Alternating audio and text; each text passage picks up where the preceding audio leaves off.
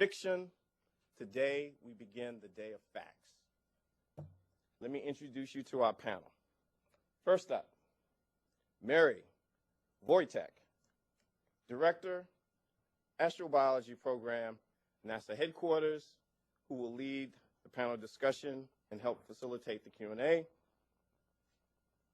Felisa Wolf-Simon, the lead researcher for the Finding and NASA Astrobiology Research Fellow. Stephen Benner, Distinguished Fellow, Foundation for Applied Molecular Evolution, Gainesville, Florida. Pamela Conrad, astrobiologist, NASA's Goddard Space Flight Center, Greenbelt, Maryland. And joining us via phone from Tempe, Arizona, James Elser, professor, Arizona State University. And with that, I'll turn it over to Mary. Thank you all for joining us today. Today's report is going to be on a life from Earth that was discovered that does something very unusual. It is terrestrial life, but not life as we know it.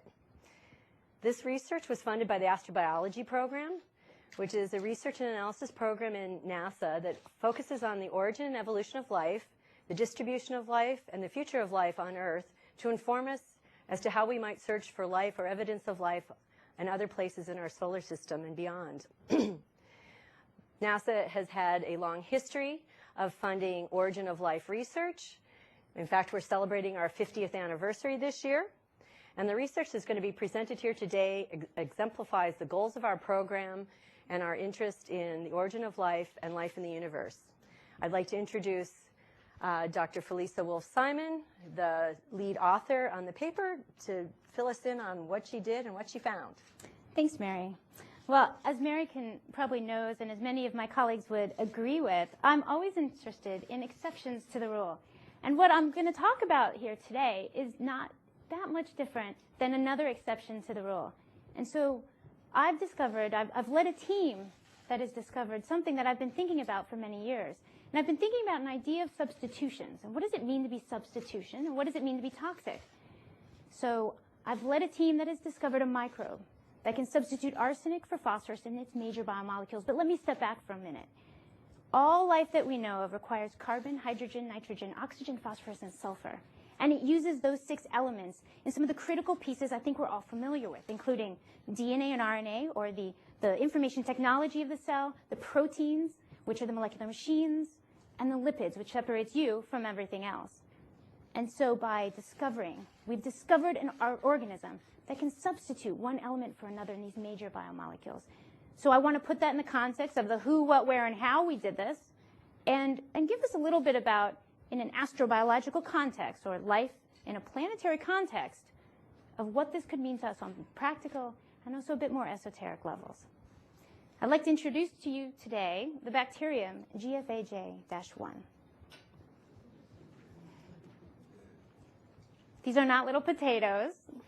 They are a microbe that scientists lovingly call little bugs, but they're not bugs. They're microbes.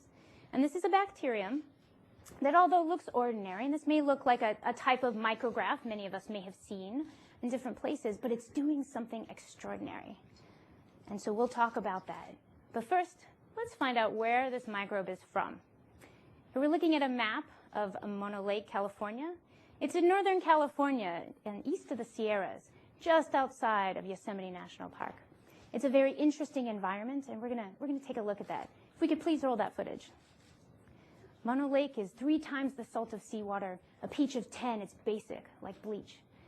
And it's got very high levels of arsenic. And it's teeming with life. So the seemingly inhospitable environment teems with life, like bacteria and algae and brine shrimp, and is a major stopping point for migratory birds on their way through the United States.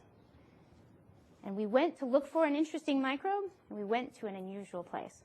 So let me tell you a little bit about how we did this. So if you want to look for an organism that can substitute one element for another, you might want to think about where that particular element is abundant. And Mono Lake is abundant in arsenic.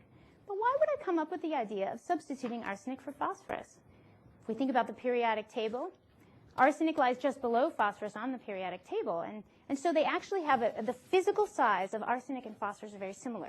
We call it the atomic radii, but it's the physical size of the atom, as far as we can tell, is very, very similar. And actually, the fact of this chemical similarity, and there's other things I'd be happy to discuss at length with folks, but that chemical similarity lends insight into something that arsenic is toxic because it looks like phosphorus. So your cells and my cells and microbial cells, they can't tell the difference. And that's very interesting to me as a biochemist.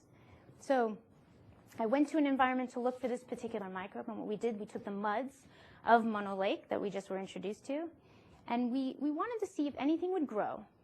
If we took that mud and we gave it in a laboratory environment that was rich in everything else it needed, sugar, vitamins, not that bad for us, and we added no phosphorus, and added very high doses of arsenic. It was a double whammy, you could think of it. This is not an experiment that most people might run, but it was driven by my question, is there a microbe on Earth that could substitute arsenic for phosphorus in its basic biomolecular constituents? And so what did we find? We found that not only did this microbe cope or deal with the toxicity, we might say, with arsenic, but it grew and it thrived. And that was amazing. Nothing should have grown. Put your plant in the dark. It doesn't grow. So something grew. But now we wanted to find out what was happening. So we measured the insides of the cells. We took the cells and we measured the total arsenic concentration inside the cells. It was taking up this arsenic. That's unusual. And then we found that the arsenic was associated specifically with a band of genomic DNA. And so we isolated the genomic DNA. I think a lot of us have heard this kind of thing. And we measured that there was arsenic there. And then we could tell that the arsenic wasn't just stuck. It was in an analogous type of chemical environment, or its nearest neighbors looked like it was behaving like phosphorus. So it was associated. It was inside the cell. It was somehow associated with the DNA, and it had this chemical environment, or it had an analogous sort of, it's like sitting at a dinner table and you and your neighbors and how we might see that you were all around. Well, what should be in the place of phosphorus looked like it was arsenic. We measured it as arsenic. And so let's look at an artist's rendition of what we think is going on in the cell. Let's roll that animation, please. So here we're seeing the beautiful, elegant structure of the double helix of DNA. And what I want to highlight is the phosphate backbone, we say, and that's the light orange balls. And it stitches together as we see the edges of DNA. It holds together the DNA, the backbone. And so what we think is happening, what all the evidence we've collected suggests, is that instead of these, we'll see these orange, light orange balls disappear.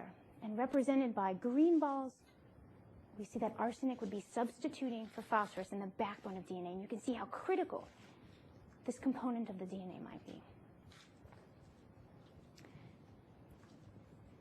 So what I've presented to you today is a microbe doing something different than life as we knew it.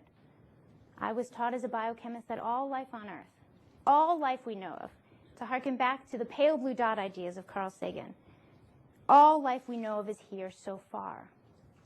And if there's an organism on Earth doing something different, we've cracked open the door to what's possible for life elsewhere in the universe.